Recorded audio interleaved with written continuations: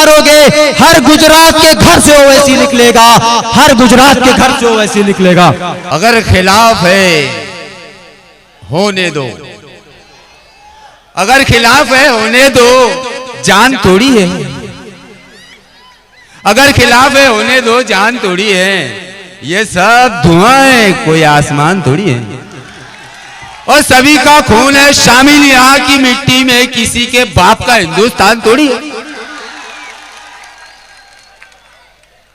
सतीश त्रिवेदी साहब को मैं आवाज देता हूं कि वो आए और अपने ख्यालात का इजहार करे। सतीश त्रिवेदी साहब।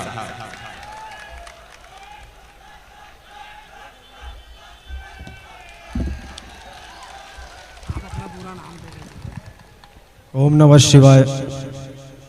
डाइस पे तशरीफ फरमा मजलिस इत्तेहादुल मुस्लिमीन के महाराष्ट्र के पूर्व एमएलए साहब के पर्सनल सेक्रेटरी जनाब डेविड साहब, गुजरात के तमाम जिम्मेदारान, मेरे भाई, मेरे बड़े बुजुर्ग, मेरी इज्जतदार माँ और बहनों, अस्सलाम वालेकुम रहमतुल्लाहि व बरकातुहू।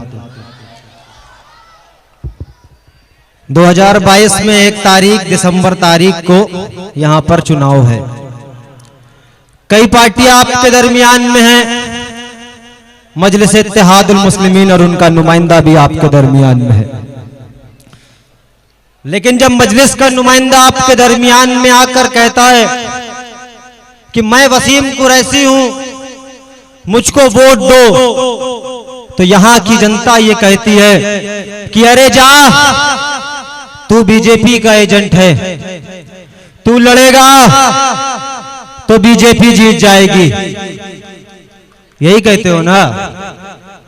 2017 का इलेक्शन वसीम कुरैशी नहीं लड़ा, तब कैसे सरकार बना लिया बीजेपी ने। 2012 नहीं लड़े, 7 नहीं लड़े, 2 नहीं लड़े, कैसे जीत गए साहब।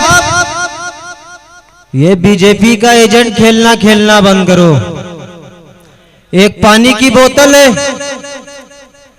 पानी की बोतल दूसरे ने हमसे मांगी, मैंने कहा साहब ये पानी कड़वा है, पीना नहीं।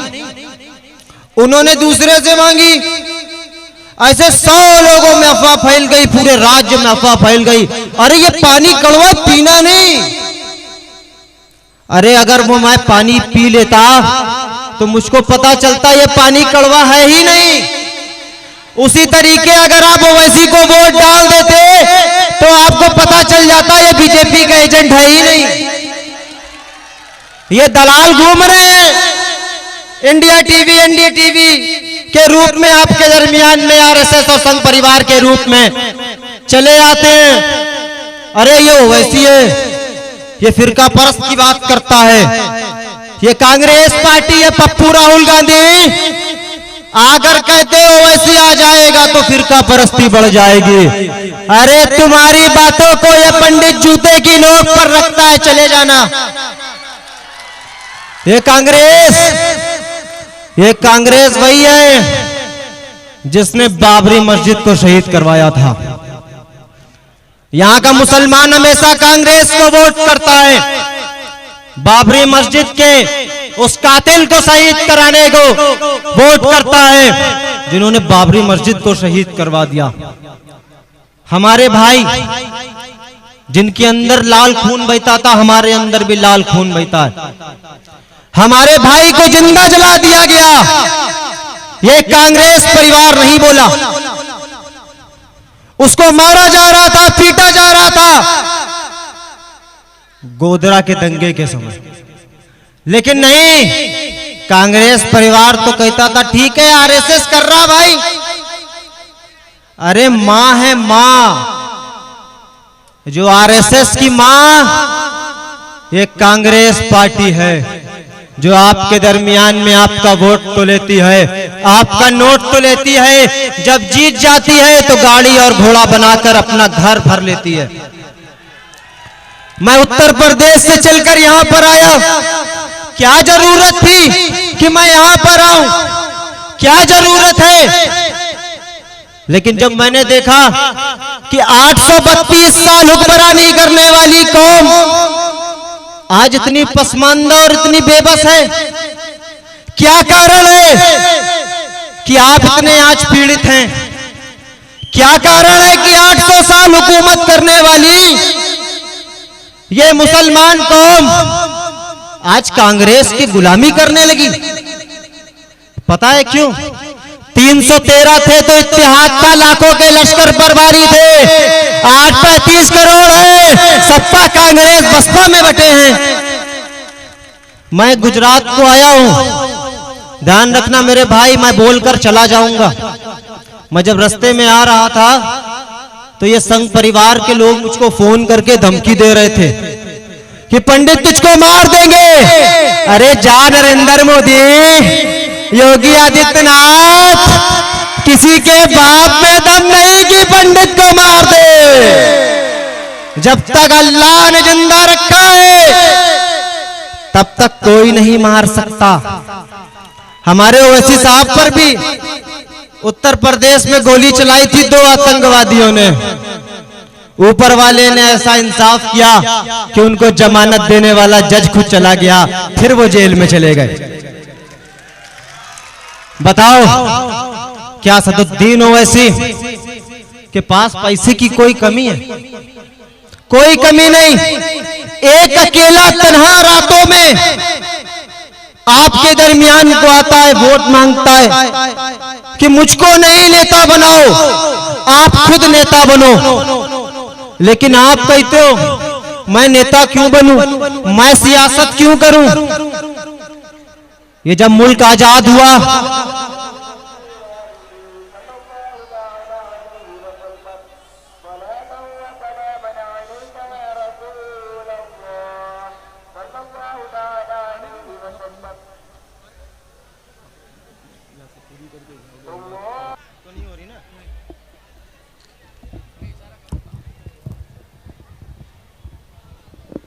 आज आप जानते हैं कि केजरीवाल भी आपके दरमियान में है। जब आप केजरीवाल के बहकावे में आकर, अभी मुझको पता चला थोड़ी देर पहले ही पता चला, पहले नहीं पता था, पता चला आप अपने घर का नंबर दे रहे हैं, उसकी ओटीपी भी दे रहे हैं। ऐसे कोई भी आएगा आपके पास बैंक का, दे दीजिएगा उसको अपनी ओटीपी, पैसा गायब आपका, कमाए आप ले जाए केजरीवाल। वो आ गए दिल्ली से चलकर गुजरात कि मैं लड़ूंगा इलेक्शन। कहां गए? गुजरात। कह रहे मैं इलेक्शन लड़ूंगा। और जब गुजरात के अंदर लॉकडाउन लगेगा तो जैसे दिल्ली से मुसलमानों को भगाया था वैसे यहां से मुसलमानों को भगा दिया जाएगा। यही काम है उस दलाल का। दिल्ली के अंदर एक्सीडेंट होते हैं तो कहता है कैमरे लगे तो थे, लगता है गायब हो गए, नशेबाज चुरा ले गए। जब साबिया सैफी को मारा गया कैमरे लगे तो थे लेकिन गायब हो गए। लगता है उनके मनीष सिसोदिया जो है ना, जो यहां पर प्रचार कर रहे हैं, वो सारे कैमरे यहीं पर लेके आए। वो देख रहे हैं कि गुजरात की आवाम कैसी है। लेकिन ये देखकर, ये जो मजमा देखकर लग रहा है कि हैदराबाद में असदुद्दीन ओवैसी और सूरत के अंदर वसीम कुरैशी, इन दोनों को कोई हरा नहीं सकता है। छाएगा ना। लेकिन मेरे भाई एक बात याद रखो, जिस दिन आप अंसारी समाज, मेमन समाज, ये सिया, सुन्नी, देवबंदी, बरेलवी, इन सब में बटे रहेंगे ना, आपका इस्तेमाल होता रहेगा, आपका इस्तेसाल होता रहेगा, कुछ नहीं मिलेगा।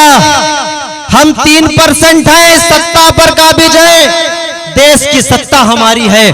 भगवा पहनकर रोड पे निकलूंगा, कहूंगा ये मुसलमान ने हमको मारा है, आप पर मुकदमा दर्ज होगा, मेरे ऊपर नहीं होगा।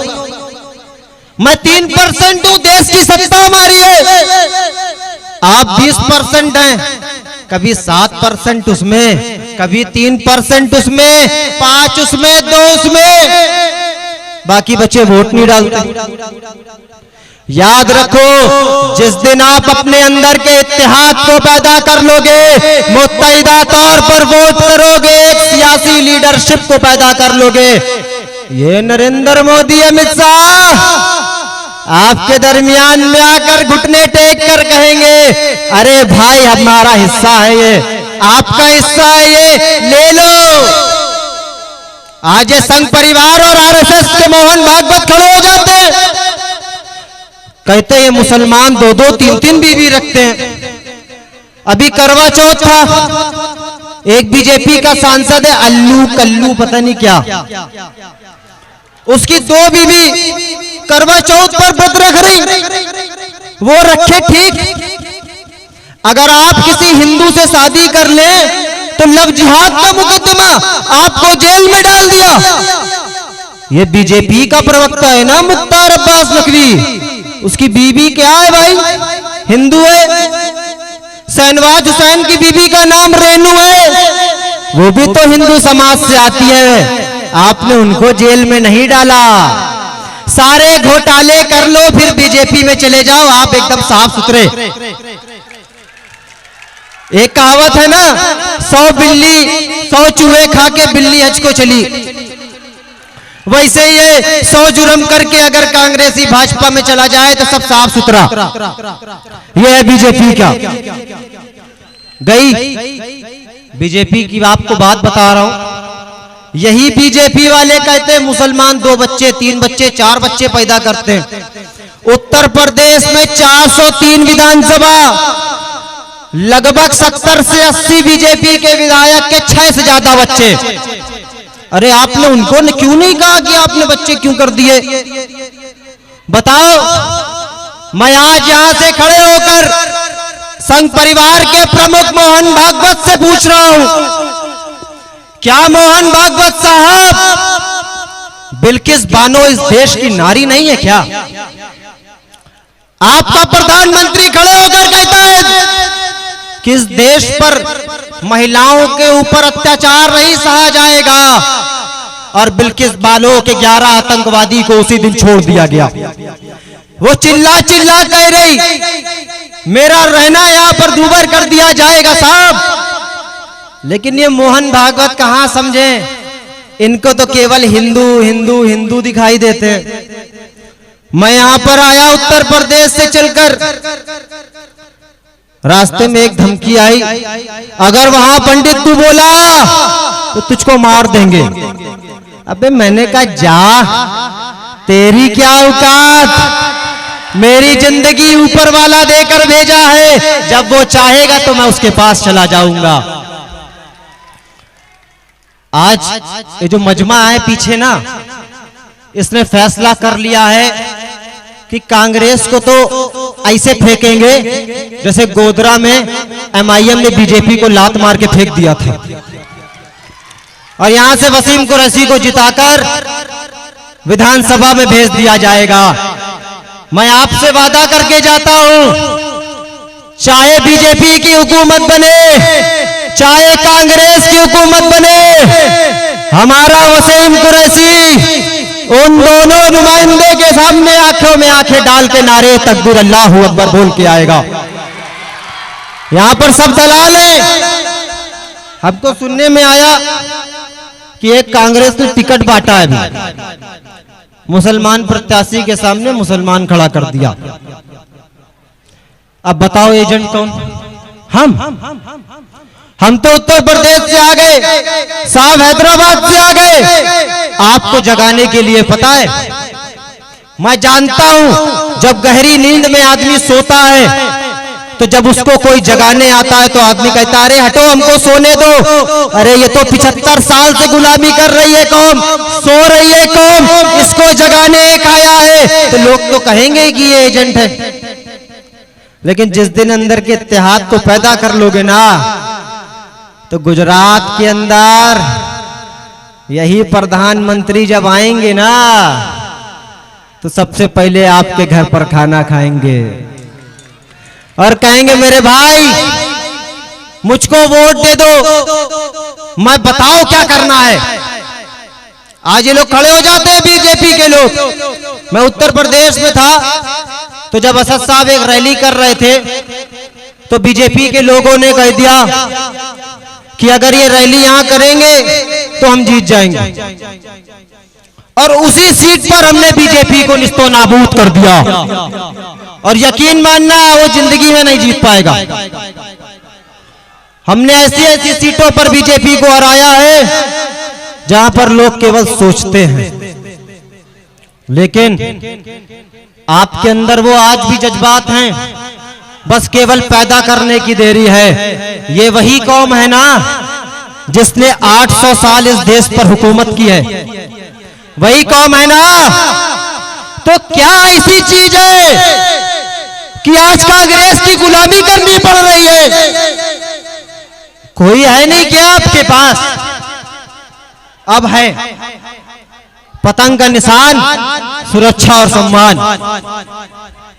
याद रखो, अब हक छीनने की बारी आ गई है। हक मांगने से ना मिले तो उसको छीन लेना चाहिए, और छीनने की ताकत देने वाली का नाम मजलिस इत्तेहादुल मुस्लिमीन है। मैं चंद बातें कहकर अपनी बात को समाप्त करूंगा